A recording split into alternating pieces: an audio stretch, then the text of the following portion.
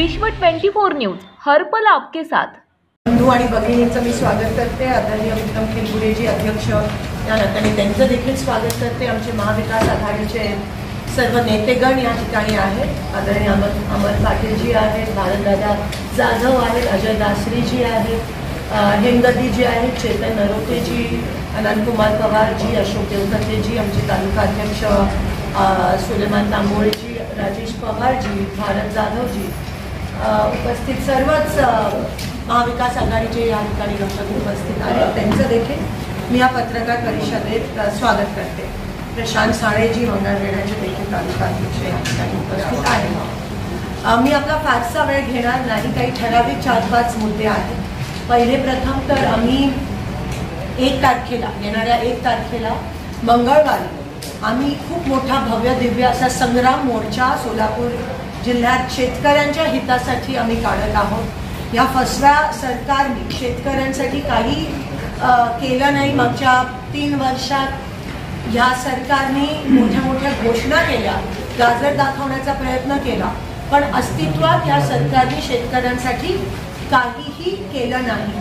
आता निवडणुकीच्या तोंडावर लाडकी बहीण योजना आणली आणि मी आधीपासून म्हणत होती की आधी घालून देत होते, आता वरून देत आहेत। ही एक प्रकारची एक प्रकारची ब्राईब झाली आणि महिला खूप हुशार आहे, त्यांना माहिती आहे। मागच्या इलेक्शनमध्ये पण आपल्या लोकसभेच्या दिसून आलं।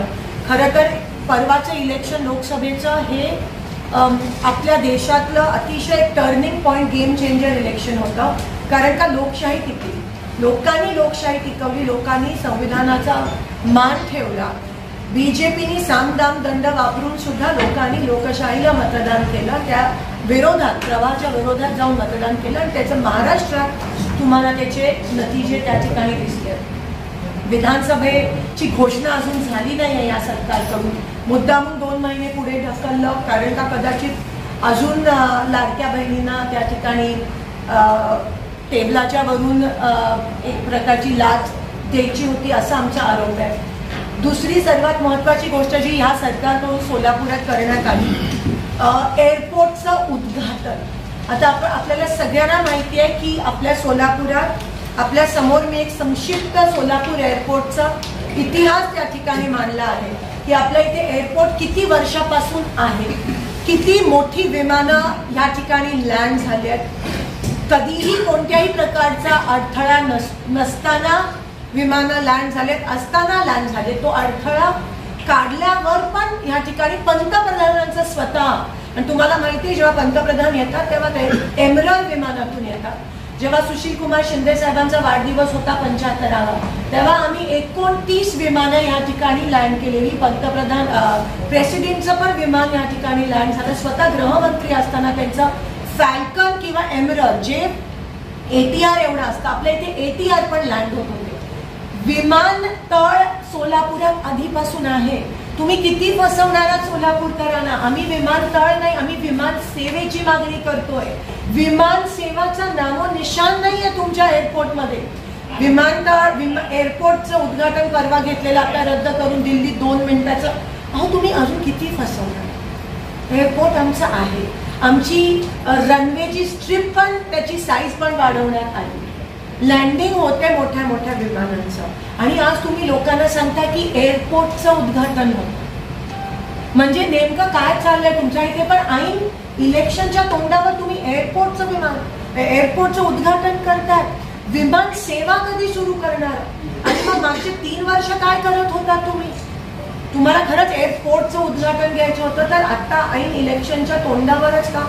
जे एअरपोर्ट ऑलरेडी आहे त्याचंच पुन्हा एकदा तुम्ही उद्घाटन घेणं म्हणजे किती आपली दिशाभूल करतायत, किती आपल्या जनतेला फसवतायत। ह्या फसव्या सरकारची आपल्याला रणनीती कळते।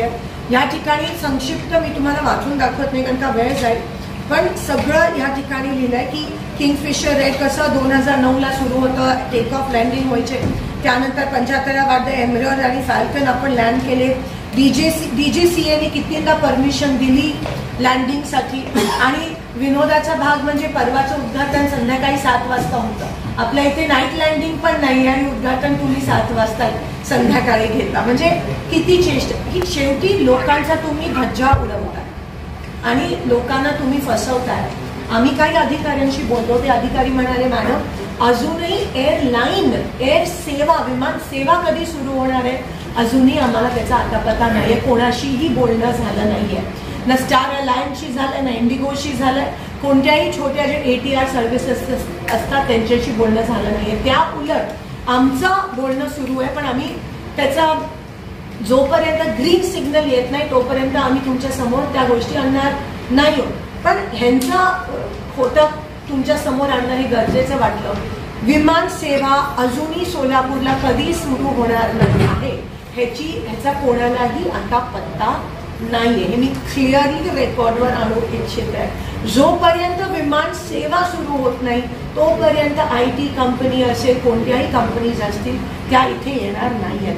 तुमची फक्त मोठ्या प्रमाणात हे सरकार केवळ इलेक्शन आहे म्हणून दिशाभूल करण्याचा हे सरकार प्रयत्न करत आहे. दुसरे महत्त्वाचे जे शेतकऱ्यांचे मुद्दे ज्याच्यामुळे आम्ही मोर्चा काढणार आहोत, कारण का खड्ड्यांचं साम्राज्य आपल्या सोलापूर शहरात आणि गावांमध्ये झालंय. परवाच एका मुलाची अंत्ययात्रा तिथून निघत होती, तिथे पण खड्डे आहेत. अजूनही त्या गोष्टींवर सरकार लक्ष देत नाहीये. तळागाळातल्या हे सरकार नाहीये. हे सरकार आता फक्त सत्तेसाठी, स्वतःचे खिशे वाचवण्यासाठी पोकळ सरकार आहे. जसे त्यांचे पुतळे शिवाजी महाराजांचा म्हणजे ज्यांच्या नावावर राजकारण करतात, ज्यांच्या नावावर मतं मागतात, त्या पुतळा पण तो पुतळा आहे, त्या पुतळ्यात पण भ्रष्टाचार केला या सरकारने. या सरकारचं काय बोलायचं. एकीकडे 1 नेशन 1 इलेक्शन मागतात, कारण का 5 वर्ष त्यांना मनमानी करायची आहे. त्यांना 5 वर्षातून एकदाच लोकांच्या समोर यायचं आहे, खोटी आश्वासनं द्यायची आहेत, लोकांना लाच द्यायची आहे, लाडक्या बहिणीसारख्या योजना आणायच्या आहेत. 5 वर्ष काही काम करायचं नाहीये म्हणून 1 नेशन 1 इलेक्शन ते कदाचित करत असतील. DCC बँकेकडून शेतकऱ्यांना पूर्वीप्रमाणे अजून कर्ज पुरवठा त्या ठिकाणी होत नाहीये.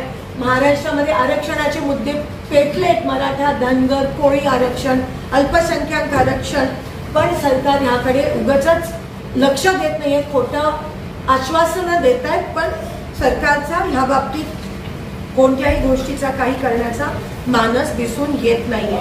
तर अनेक मुद्द्यांवर आम्ही परवा मोर्चा त्या ठिकाणी काढत आहोत आणि प्रत्येक तालुक्यातून शेतकऱ्यांना आवाहन करत आहोत येण्याचा. हा महाविकास आघाडीचा कदाचित इलेक्शनच्या जाहीर व्हायच्या आधीचा मोठा हा मोर्चा असणार आहे. आम्ही सगळे एकत्रित आहोत. एकत्रित या सोलापूर जिल्ह्यासाठी शेतकऱ्यांना न्याय मिळवून देण्यासाठी, सर्वसामान्यांना न्याय मिळवून देण्यासाठी लढणार आहोत.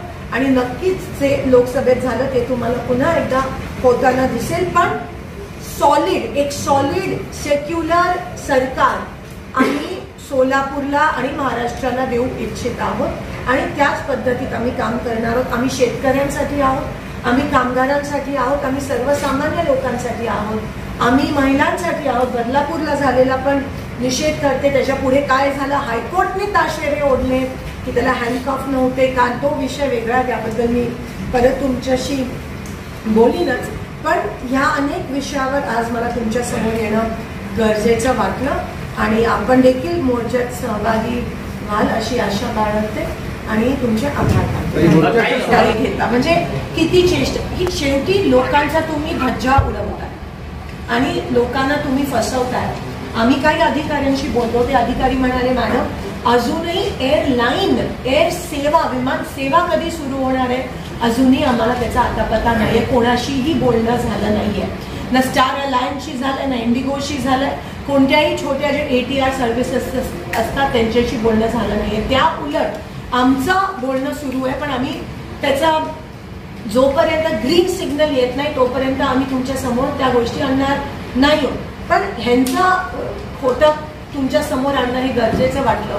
विमान सेवा अजूनही सोलापूरला कधी सुरू होणार नाही आहे ह्याचा कोणालाही आता पत्ता नाहीये. हे मी क्लिअरली रेकॉर्डवर आणू इच्छित आहे. जोपर्यंत विमान सेवा सुरू होत नाही तोपर्यंत IT कंपनी असेल, कोणत्याही कंपनीज असतील त्या इथे येणार नाही आहेत.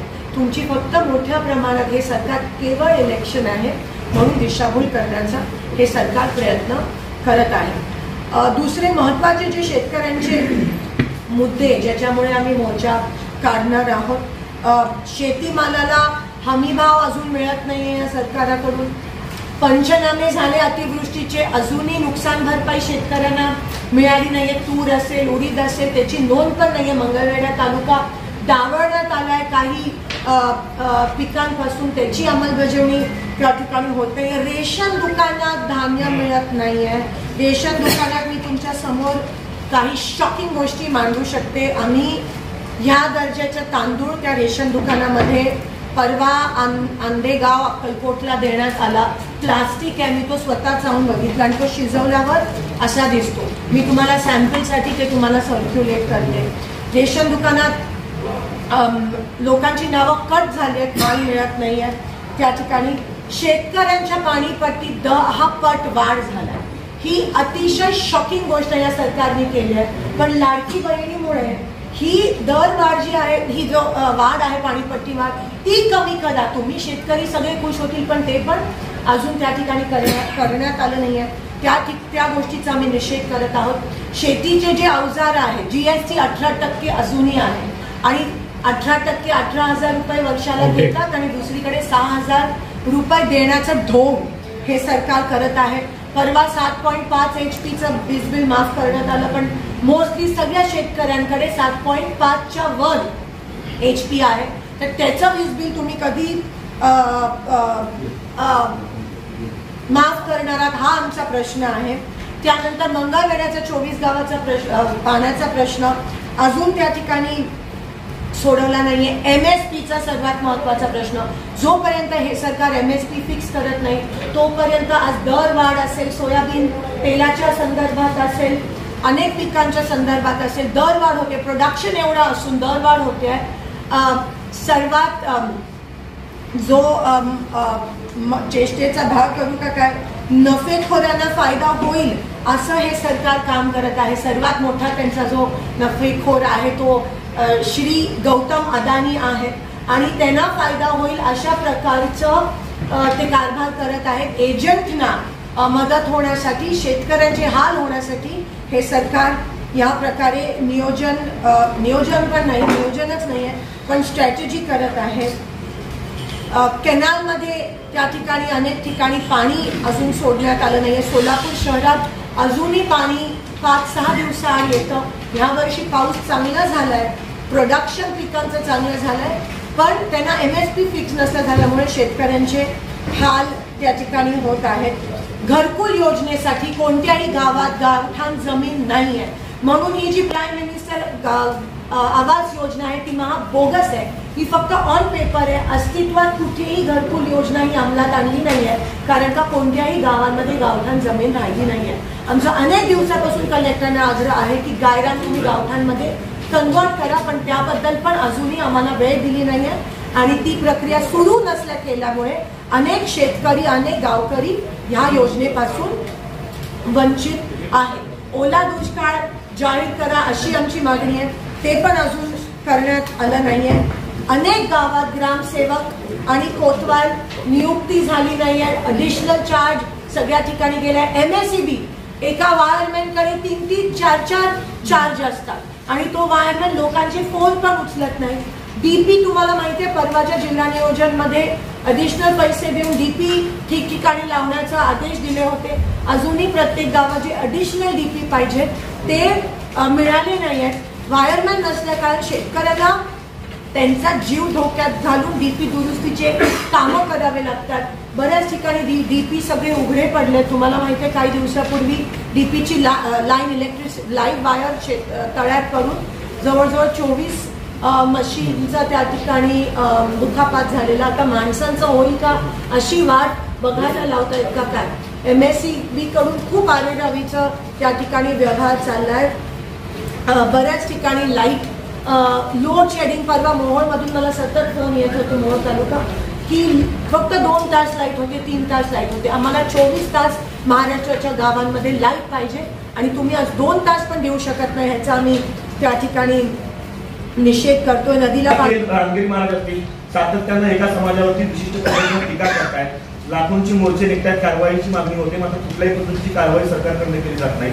आपण कशा पद्धतीने नाही, तेच मी म्हणाली, ह्यांचे हे काही लोक ठेवले जे असं करतात आणि त्यांचा प्लॅनच आहे आता इलेक्शनच्या तोंडावर. जसं लोकसभेच्या वेळेस पण खूप प्रयत्न झाले सोलापूरमध्ये काही ना काहीतरी पसरवण्याचा, ते टेन्शन प्रतिनिधित्व केलेल्या सोलापूर शहर मध्य विधानसभा मतदारसंघावर आहे सध्या. म्हणजे ते ध्रुवीकरणाचा प्रयोग करतात. धनंजय देसाईंची सभा आहे 2 दिवसामध्ये त्यांची, आणि परत आणखी हिंदुत्ववादी संघटना कार्यरत होती त्यांच्यामध्ये बऱ्यापैकी होणारच आहे. पण जसं मी म्हणाली, लोक आता खूप हुशार झाले आणि लोकांना विकास पाहिजे, लोकांना रस्ते पाहिजे, पाणी पाहिजे, शेतकऱ्यांना पिकासाठी भाव पाहिजे. आता लोक खूप हुशार झाले, ते थोडाफार प्रयत्न करतील पण लोक दाखवून देतील ना त्यांची जाण. मुख्यमंत्री आपण म्हणल्याप्रमाणे महाविकास आघाडीतील अनेक नेत्यांवर ईडीची कारवाई होत आहे, यापूर्वी झालेला आहे. तुम्ही गल्ली ते दिल्लीपर्यंत येऊन संसदेत सुद्धा तुम्ही मोदी सरकारविरोधात किंवा सरकारी योजनांविरोधात आवाज उठवत आला. तुम्हाला कधी भीती वाटली? कधीच नाही. मला असं वाटतं आमच्याकडे काय आमच्याकडे काही संस्था नाही, बँका नाही. मुख्यमंत्री लाडकी बहीण योजनेचे 3-4 वेळा कार्यक्रम मुख्यमंत्र्यांचे सोलापुरात ठरलेले होते, मात्र ते कार्यक्रम झाले नाही. लोकसभेच्या आधी अशा पद्धतीनं शासन आपले जर योजनेचा कार्यक्रम होता तोही झाला नाही. मुख्यमंत्र्यांना नेमकी काय भीती आहे की काय नेमकं काय झाली? 6 वेळा रद्द झाला. तुम्ही त्यांनाच विचारा. एकूण 6 वेळा रद्द झाला. आता त्यांच्यामध्ये तुम्ही बघा किती काय, म्हणजे फायनान्स मिनिस्टर कॅबिनेटमध्ये बावनकुळेजींना जागा देत नाही, तर त्यांना ते बाहेर पाहिजेत का काय, त्यांच्यामध्येच ताळमेळ नाही. आता तो प्रश्न तुम्ही त्यांनाच विचारा. परिणिती शिंदेची जागा मर्जीची कोण घेणार याची उत्सुकता आहे. एक काँग्रेस पक्षाचा एकनिष्ठ असलेला एक कार्यकर्ता ती जागा लढणार. म्हणजे महाविकास आघाडीमध्ये दुसरं सहकारी पक्ष सुद्धा मागतात जागा. जागेचं वाटप आणि ह्यावर अजून ठरतंय, पण मी माझी भूमिका स्पष्ट केली. सोलापूर म्हणजे 11 विधानसभा मतदारसंघ जे आहे, काँग्रेसला किती मिळणार? कारण तुम्ही परवाच्या एका मीटिंगमध्ये आहे काँग्रेसच्या बैठकीमध्ये 6 जागांवर तुम्ही मागणी केली. बघा, आम्ही सगळे 3 जण, सगळे वरिष्ठ नेते एकत्र बसून व्यवस्थितरित्या काही भांडण न होता, काही न होता, काही आर्ग्युमेंट्स न होता जागेच्या वाटपाबद्दल चर्चा होणार आहे आणि त्या पद्धतीतच ह्या वाटप सगळ्यांना आमचा शेवटी विजय महाविकास आघाडीच्या जास्तीत जास्त जागा सोलापुरात जिल्ह्यात आल्या पाहिजेत, हा आमचा ध्येय आहे. आता 11 पैकी किती टार्गेट केलं आहे मला लवकरच कळेल. जिल्ह्याच्या पातळीवरती एक चांगलं झालं की शिंदे साहेब आपण 4 मुद्द्यावरती सर्वजण शेतकरी व शहरातले सगळे जमणार. 4 मुद्द्यापासून आपण बाबासाहेब आंबेडकर असतो, बाबासाहेब आंबेडकर सिद्धेश्वर मंदिर पूनम गेटला आम्ही सगळे जमणार. तिथं जाहीर सभा होणार. म्हणजे काही नेते मंडळीचं आपले आणि काही लोक बोलतील भाषणं, त्यानंतर तिथं मोर्चाची समाप्ती होईल आणि ठराविक 5 लोक कलेक्टर साहेबांकडून भेटतील. किती लोक सहभागी होतील? 10,000 लोक येतील असं नियोजन चालू आहे सगळ्यांचं. ताई, मुख्यमंत्री लाडकी बहीण योजनेचा देशातच आपण बघितलं की बऱ्याच ठिकाणी पक्षपातीपणावर दिसून आला, टीका पण झाली. सोलापूर पण बघितलं, आपले प्रतिस्पर्धी राम सातपुते यांच्यावर गुन्हा दाखल होण्यासाठी जिल्हा निवडणूक अधिकाऱ्यांनी राज्य निवडणूक आयोगाकडे अहवाल पाठवला होता, परंतु त्या अहवालाची दखल अद्याप घेतलेली, गुन्हाही दाखल केला नाही आणि पोलिसांच्याही कारवाई प्रतिबंधक कारवाईच्या नावाखाली एकतर्फी कारवाई झालेल्या आहे. आम्ही विचारलं तर ते खाजगी बोलतात की आम्हाला समजून घ्या कधी कधी. तर असा आता विधानसभा निवडणुकीच्या मध्ये कार्यकाळ रोखण्यासाठी आपण काय करणार आहात?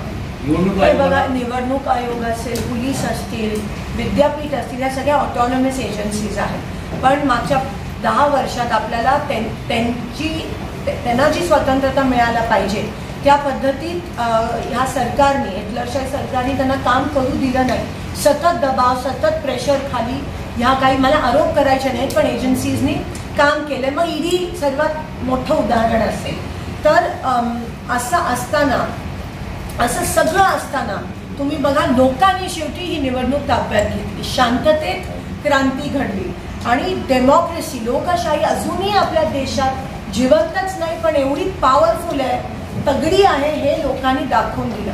तर ह्या सगळ्या संस्थेसमोर शेवटी लोकशाहीचाच विजय होतो आणि लोकशाहीच टिकून राहणार. कितीही काही दबाव आणला तर शेवटी विजय लोकशाहीचा होणार. ह्या गोष्टीची खंत वाटते की ह्या सरकारकडे विकासाचे मुद्देच नाही आहेत. आज विकासाचे मुद्दे घेऊन ते आपल्या समोर येतच नाही आहेत, पण कुठे दबाव, कुठे पोलिसांवर दबाव, कुठे ईडी. माझ्या लोकसभेच्या वेळेस पण अनेक सोलापूरच्या नेत्यांवर ईडीची भीती दाखवली, रेडची भीती दाखवली आणि लोकांवर दबाव आणून त्यांच्याकडे खोक्याच्या आमिष दाखवून त्या ठिकाणी गेले. पण शेवटी विजय हा लोकांचा झाला. हे नेत्यांचं कदाचित इलेक्शन नव्हतं, लोकांचं इलेक्शन होतं. म्हणून कितीही त्यांनी दमदाटी केली आणि तुम्ही बघा ऐन इलेक्शनमध्ये आता पण कोणीतरी म्हणतात की ते नेहमी ध्रुवीकरणच्या गोष्टी करतात आपल्या देशामध्ये. पण आपलं फॅब्रिक इतकं सेक्युलर आहे की तुम्ही कितीही पेटवापेटवीचा प्रयत्न केला हे देश कधीही तुटणार नाही. आणि अखंड भारत हे आम्ही ठेवणार आहोत. इथे कोणत्याही कोणाला कमी लेखणं, कोणाला वर लेखणं ही महाविकास आघाडी किंवा इंडिया अलायन्सची नीती नसणार आहे. सर्वधर्म समभाव, लोकशाही, संविधान वाचवणं ह्यावर आम्ही इलेक्शन लढणार आहोत. विकासाच्या मुद्द्यावर आम्ही लढणार आहोत. भीती, ध्रुवीकरण, दंगली पेटवणं, त्यांचे काही लोक, त्यांनी जे भाजपने काही लोक ठेवले नेते मंडळी, त्यांचं काम एवढंच आहे. आज तुम्ही बघा काही दिवसापासून महाराष्ट्राला अतिशय, आमच्या महाराष्ट्राला गालबोट जर पोचत असेल यांच्याकडून, आमच्या महाराष्ट्राच्या एकीला जर गालबोट पोचत असेल तर आम्ही गप्प बसणार नाही.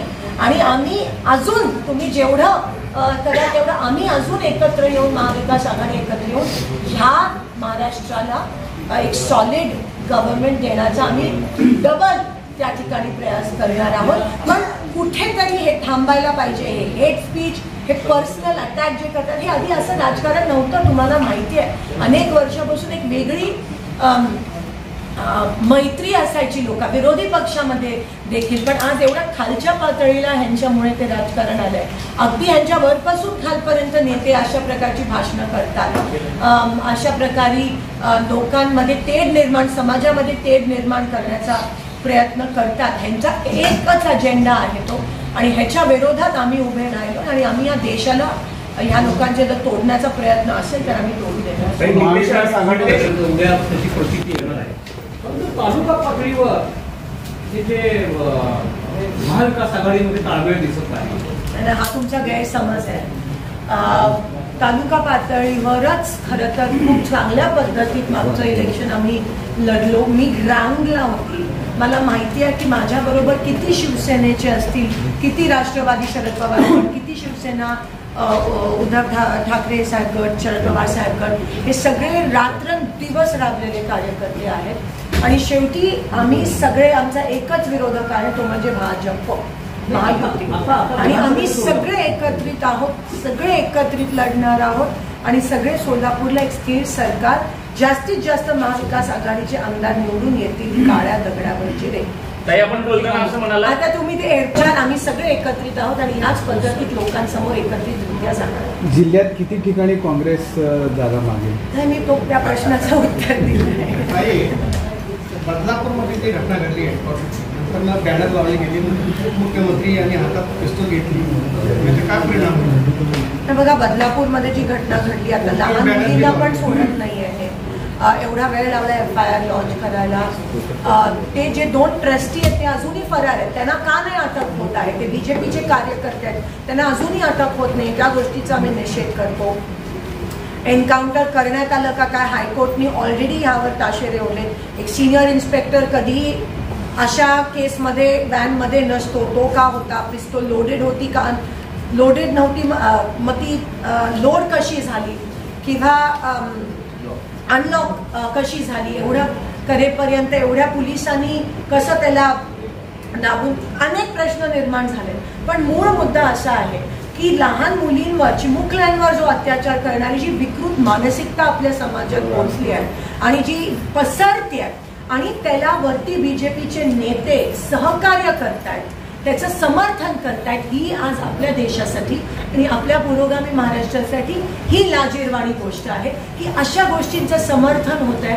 आणि हा महाराष्ट्र हा जिजाऊचा आहे, सावित्रीबाईंचा आहे, अहिल्याबाईंचा. या देशात पहिल्या पंतप्रधान महिला आपल्या पहिल्या महिला पंतप्रधान इंदिरा गांधी होत्या, प्रतिभाताई पाटील पहिल्या महिला राष्ट्रपती होत्या. आणि आज ह्या देशात जर असं होत असेल आणि कलकत्त्यात जे झालं ते अतिशय म्हणजे मानसिकता, विकृत मानसिकतेला चालना आणि समर्थन देणारं हे बीजेपी सरकार आहे. महिलांना वस्तू म्हणून दृष्टिकोन बघण्याचा जो आहे तो बीजेपी आल्यापासून जास्त वाढतो. मुख्यमंत्र्यांनी जे पिस्तूल हातात घेऊन बॅनर लावले, असं हे सगळे गुंड प्रवृत्तीचेच आहेत ना सगळेजण. म्हणजे आज त्यांचे जे 2-3 लोक जे बोलतात, नेते बोलतात, ते सगळे हीच प्रवृत्ती. आज महाराष्ट्रात एवढी दहशत त्यांच्यामुळे पसरली. पोलिसांना पण पोलिसांचं वाईट वाटतं. पोलीस वर्दीला केवढं महत्व असतं, वर्दीला एवढं महत्व असतं, आमदारांपेक्षा खासदारापेक्षा त्या वर्दीला महत्वाचं असतं. पोलीस बघितलं की लोक घाबरतात. आज त्या पोलिसांना पण एवढ्या खालच्या पातळीवर या सरकारने आता फायदा तोटा इलेक्शनच्या पुरती नसतो. आम्ही तसं, आमचा दृष्टिकोन तसा नाहीये. प्रत्येक समाजाला सत्तेत जे आहेत त्यांनी फायदा करून दिला पाहिजे. जे वंचित राहिले त्यांना फायदा करून देणं हा आमचा मानस आहे. आमच्या फायद्यापेक्षा त्यांचा फायदा होणं महत्वाचं घेता. म्हणजे किती चेष्टा ही, शेवटी लोकांचा तुम्ही धज्जा उडवताय आणि लोकांना तुम्ही फसवताय. आम्ही काही अधिकाऱ्यांशी बोलतो, ते अधिकारी म्हणाले मॅडम अजूनही एअरलाईन एअर सेवा विमान सेवा कधी सुरू होणार आहे अजूनही आम्हाला त्याचा आता पत्ता नाहीये. कोणाशीही बोलणं झालं नाहीये, ना स्टार अलायन्सशी झालं, ना इंडिगोशी झालं.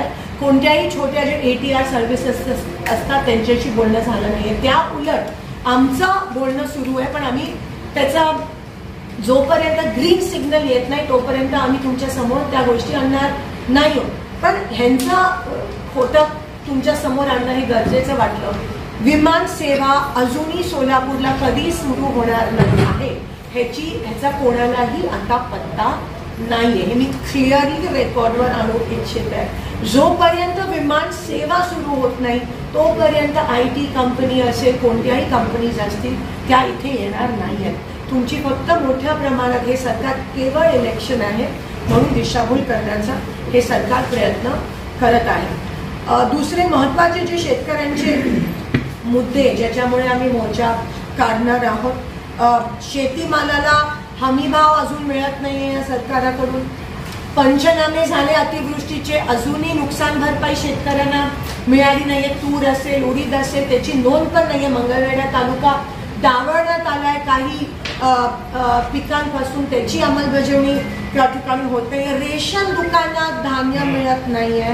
रेशन दुकानात मी तुमच्या समोर काही शॉकिंग गोष्टी मांडू शकते. आम्ही ह्या दर्जाचा तांदूळ त्या रेशन दुकानामध्ये परवा आंदेगाव अक्कलकोटला देण्यात आला. प्लास्टिक आहे, मी तो स्वतः जाऊन बघितला आणि तो शिजवल्यावर असा दिसतो. मी तुम्हाला सॅम्पलसाठी ते तुम्हाला सर्क्युलेट करते. रेशन दुकानात लोकांची नावं कट झाली आहेत, माल मिळत नाही आहे. त्या ठिकाणी शेतकऱ्यांच्या पाणीपट्टीत 10 पट वाढ झाला. ही अतिशय शॉकिंग गोष्ट या सरकारने केली आहे.